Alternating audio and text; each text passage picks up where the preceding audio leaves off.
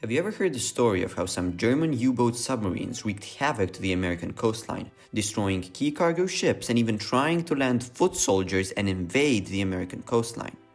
Called by historian Michael Gannon as America's second Pearl Harbor, today we're deep diving into Operation Drumbeat. It all began after the attack on Pearl Harbor in December 1941. The United States was reeling from the shock while Germany saw an opportunity. With America now in the war, Admiral Karl Donitz launched Operation Drumbeat, also known as the American shooting season. Imagine this, 50 U-boats were tasked with patrolling thousands of miles of coastline, ready to strike. And these weren't just any submarines, they were Type 9 U-boats, long-range predators designed for deep-sea hunting. These boats could stay submerged for days and had a range of over 8,000 kilometers. They were equipped with torpedoes that could sink ships in seconds. And on January 12, 1942, the first victim fell, the Canadian freighter Cyclops. Over the next few weeks, U-boats sank nearly 400 ships off the American coast. Picture this. Merchant vessels sailing blissfully only to be ambushed by lurking German submarines. The chaos was palpable. Coastal towns witnessed flames on the horizon as ships sank. Locals reported seeing oil slicks and debris washing ashore daily.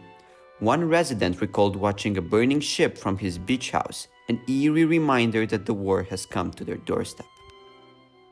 The US Navy had some destroyers available on the East Coast at the time of the first attacks. It had previously recalled at least 25 destroyers, including 7 at anchor in New York Harbor.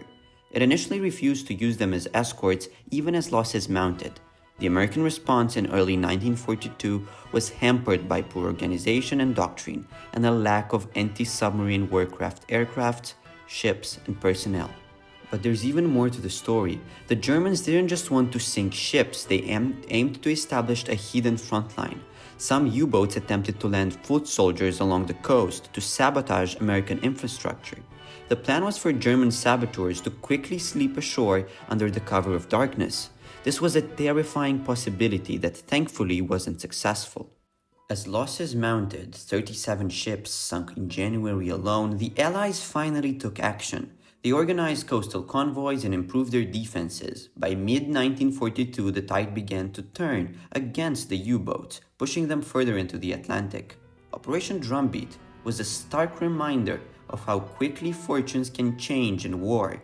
It showcased both the ingenuity and the ruthlessness of naval warfare during World War II. If you enjoyed this deep dive into history, please don't forget to like, subscribe, and hit that notification bell for more. What do you think about Operation Drumbeat? Let us know in the comments below.